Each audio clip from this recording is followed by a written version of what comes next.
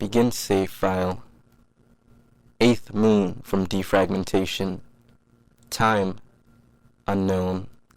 Location unknown. Name unknown. The 8th moon hangs low in the sky overhead, and I am exhausted. This cycle has almost come to an end, but it still feels like I have made no progress in my journey towards the mysterious beam of light. I have only been able to make advances under the cover of stone walls and trees, or whenever the light seems to go into odd cycles of pointing its blue, ethereal gaze in only one direction. As careful as I am being, there have still come points in time where I am without proper protection from an unanticipated ray of light from the source, and I am met with the same pain every time. During the beginning of the 7th moon cycle, I was met with particularly harsh circumstances. I had ventured too far away from as much as even a pebble to barricade myself by when the light bombarded me. If there was ever a feeling of having the very fiber of your being, your very essence being ripped away from you, this had to have been it. I could do nothing but lay prone in the sands, my hands clawing at the ground beneath me in some vain attempt at relief. At a certain point, I recall the pain reaching a threshold until finally, I couldn't feel it anymore. The only sensation I had was my mind seeming to slow down, and then finally, I could open my eyes. The only light shining on me was the light of the moon now. I could breathe a sigh of relief, had I the energy. I could barely walk, seeming to be guided by an unseen force to a plateau overlooking a more desolate desert. I was so fatigued I hadn't even stopped to question how I'd gotten there, considering it hadn't been in my view before. As I rested, gazing over the horizon at the top of the plateau, I couldn't help but notice that the scene before me felt as empty as my mind seemed to be. Have I reached a dead end? Where is all of the foliage, the trees? They were not in an overt abundance before, but now I just see nothing ahead but sand. Stranger still, gazing back was met with the same result. Had I really walked that far? Or has everything just vanished? I found that any time I tried to keep a train of thought for more than a few moments, my mind cleared. I felt I had reverted to a state similar to 8 moons ago, before I discovered the first memory chip and regained cognizance, although not as severe. The memory chip. Strangely, it was at my feet once the thought of it crossed my mind. I thought it was in my hands that whole time. Did I drop it when I was resting? I reached out to clasp it in my hands. It seemed warmer than I remember, almost pulsing like a heartbeat? A heartbeat matching my own? My mind emptied once more before I could give it much more reflection. I stare blankly across the expanse at the top of the plateau, clutching my memory card as I gaze up at the 7th moon making its journey down to the horizon. I do not remember what happened to the source of the searing light at this time. The lighthouse must have disappeared, just as everything else besides the moons, sand, and this plateau had. What I do remember, most clearly, is that my memory chip's heartbeat was pulsing a bit more as time went on. My energy seemed to be fading with it. The events transpiring next are a bit of a blur, but I will try my best to articulate them as well as I remember. As the 7th moon began to wane, I recall the pulsing of my memory chip reaching a crescendo, and I instantaneously sensed an acute pain in my chest. I rose to my feet, clutching my chest as the chip fell to my feet. I clumsily made my way over to a small boulder along the plateau to lean against, all the while breathing heavily. A minute later, I could make out a sort of clacking sound against the ground behind me. I twist my upper body somewhat to find its source, wincing from the pain a bit, and it was the memory chip. The module was floundering about on the ground in an eerily organic manner, its shape seeming to elongate and morph with every flop. From a gray, rectangular piece to my mind still hazes from the vision as I try to recollect its visage. To say that it became a mess of blurred flesh with a gaping hole vaguely resembling a mouth on something sinuous would not be far-fetched. I remember the mass writhing for a bit more before sprouting more flesh that vaguely resembled wings and made its way over to me. I don't know why, but I felt an odd connection to it. As alien as it was to me, I could tell it was in pain, as was I.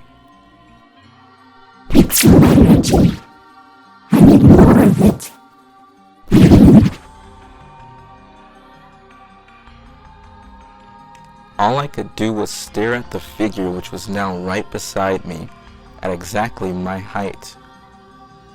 Did it just speak? It did try to articulate in some way, but I couldn't quite understand it in the traditional sense. But I could feel it. I felt what it needed, what we needed. As if guided by an unseen force, my right hand rose up and pointed to a location across the desertscape.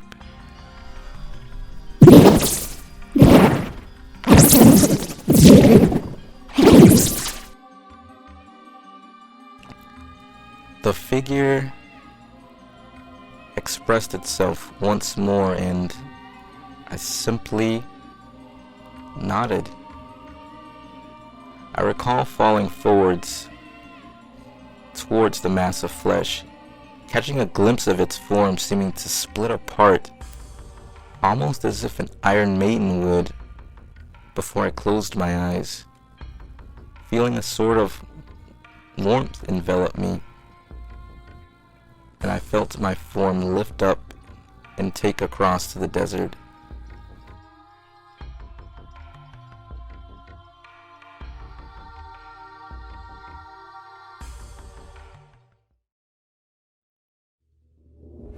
Vampire Counts. In the forsaken lands of Sylvania, the undead battalions of the Vampire Counts gather. Upon Finn and Moor, creatures of darkness that have haunted the nightmares of men for millennia break free from ancient cairns and age-worn mausoleums, thundering the ground beneath them and eclipsing the moon as they spread their tattered wings to take to the skies. In the eternal gloom of ancient tombs can be heard the scrape of bone on bone, wordless moans, and the clank of rusted armor. The unliving host advances, a tide of resurrected corpses, driven on by necromantic magic and the immortal will of the Vampire Counts. The presence of the living dead is a corruption upon the face of the world, and as they expand their holdings, the very land they occupy is transformed. Their advance is heralded by encroaching mists that no wind can displace, trees twisting and buckling as though in agony, and a gathering darkness of supernatural perpetuity. In battle, they are a fearsome force to behold. Legions of moldering soldiers wear down their enemies without fear or hesitation, whilst colossal, contorted aberrations and bat-winged beasts crush all those who dare to stand in their way. All tremble before the unliving masters of Sylvania, for they are a blasphemy against nature and reason. Those that attempt to stem their relentless onslaught will soon learn that there are fates in this world that are worse than death. The Midnight Aristocracy are masters of death magic and necromancy, and those that fall before their might will soon rise again. Where once stood defiant enemy soldiers, now stand twitching corpse puppets, devoid any determination, save to serve the morbid fiends that now command them. Mannfred Von Carstein. While Vlad von Carstein was the most physically powerful of the vampire counts, Mannfred was the most cunning. When Vlad was slain, Mannfred did not involve himself in the infighting that would see Conrad rise to prominence. Instead, he traveled far and wide, seeking to deepen his knowledge of necromantic lore. He made an unholy pilgrimage to the ancient tombs of the Nehekara and the ancient city of Lamia, where he wrested the secrets of the Lich Priest from bone-dry papyrus and scrolls made from human skin. Mannfred also studied the ancient spells in the first of the Books of the Dead. Eventually, his journeys took him to Nagashizar. None can say what foul bargains Mannfred made with that surreal realm's inhabitants in return for forbidden knowledge. When Mannfred finally returned to Sylvania, he was more powerful than ever, and took over the undead legions in the wake of Conrad's destruction. Mannfred was almost as masterful as Vlad at concealing his true nature. As he sought for allies, Mannfred would travel abroad in the guise of an imperial lord. He was always courteous to those he met on his travels, as befits a noble from a powerful family. When Mannfred revealed himself at the height of his power, his appearance was far more horrifying. His face became contorted and corpse-like, and his scalp writhed with magical energy. Yet his newfound powers were not enough.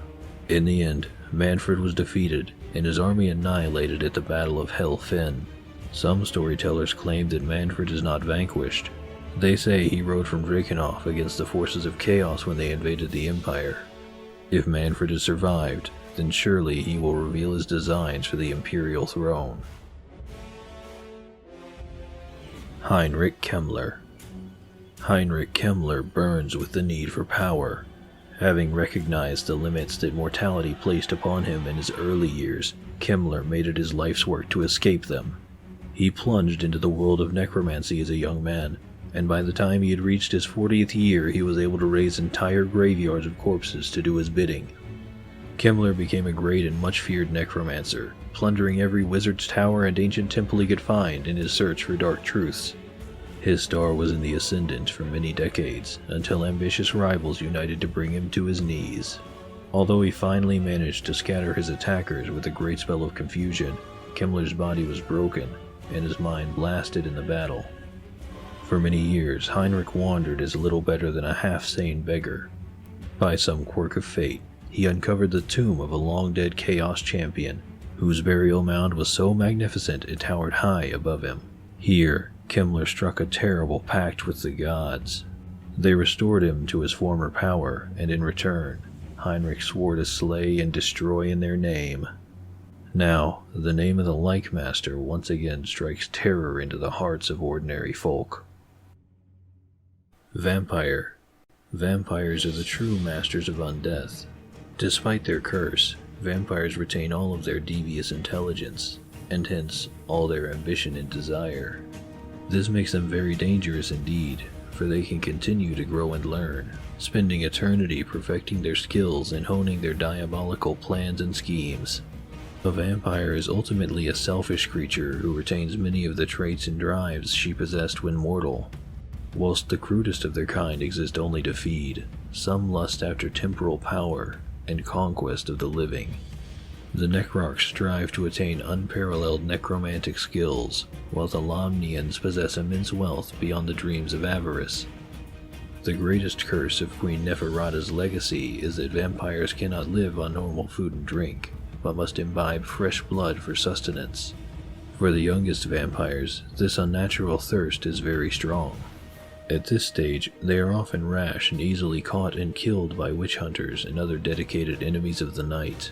Though most learn how to survive on less and less fresh blood until they need to feed only every few years, some never overcome their primal hunting instincts. Vampire Lord. As a vampire ages, his powers increase. He becomes physically stronger and faster until he is able to tear a man in half and move as fast as the wind. He is able to call upon a host of powers, the nature of which vary from vampire to vampire. Some can call forth creatures such as wolves and bats to assail the armies of the living, and sometimes they can even learn how to change into these forms. Others are able to mesmerize weak-willed mortals with barely a glance. If the vampire has a strong affinity for magic, then his necromantic abilities expand both naturally and through study. Despite these awe-inspiring powers, however, there is a terrible price to pay. As the decades become centuries, many vampires lose their minds, sliding inexorably into madness. Necromancer. Necromancers are amongst the most cursed of all those who practice the magical arts, for they have exchanged their humanity for the ability to raise the dead and command them to wage war upon the living. Strange as it may seem, these depraved madmen have made this dread pact willingly. At the heart of each necromancer's morbid obsession is the need to subjugate and punish those who have persecuted him in the past, regardless of the cost. Master Necromancer. As a man follows the dark path of the necromancer, he becomes ever more detached from his mortal roots. Morbidly questing after the secrets of death, a necromancer deeply steeped in the lore of the dead stands on the threshold between worlds, neither wholly alive, nor one of the undead. His body twisted with unholy power, his mind seared by the horrors he has witnessed. A necromancer often has more in common with his lurching, moaning minions than with the living he seeks to slay. Wight King. Wight Kings are incredibly powerful undead, almost as hard to destroy as vampires. Suffused with dark magic, a Wight King's weapons shimmer with baleful energy. The merest touch of their spear-tip or blade can drain the life from their foes, or slice through flesh and bone with an ease that is frightening to behold. Clad in ancient armor, their flesh all but withered away, there is little for an adversary to cut or stab. Even to stand before one of these skeletal warriors of antiquity takes an extreme effort of will. For these reasons, a vampire will often charge a Wight King with carrying forth the undead general's personal banner. Such a duty is often integral to the army's stability, and these indomitable undead warriors are able to hold aloft the army standard whilst tirelessly striking down one foe after another. Banshee. Tomb banshees constantly howl in the remembrance of the forbidden pleasures of the life that was once theirs, and in bitterness for the peace of the grave that they cannot attain. Their grief-stricken wails can be lethal to mortals, and strike terror into the hearts of all who hear them. Those who do not have a will of iron can die of sheer fright upon hearing the mournful screams of the tomb banshee. Blood trickles from their ears and fills up the whites of their eyes as the mind-wrenching shriek takes its supernatural toll. Fully armored knights collapse lifeless from their saddles, and whole ranks of infantry fall lifelessly as the banshee does her evil work.